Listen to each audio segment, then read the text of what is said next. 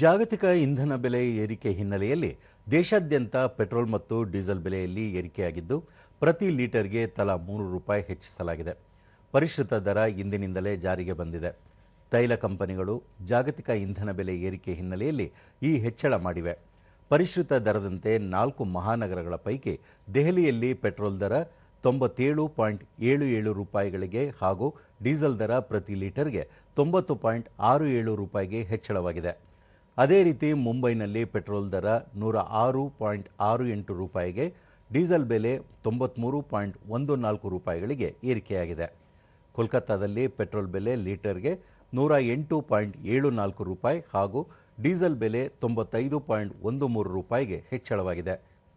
ಚೆನ್ನೈನಲ್ಲಿ ಪೆಟ್ರೋಲ್ ಬೆಲೆ ಲೀಟರ್ಗೆ ₹111.90 ಹಾಗೂ ಡೀಸೆಲ್ ಬೆಲೆ ₹95.35ಗಳಿಗೆ ಏರಿಕೆಯಾಗಿದೆ.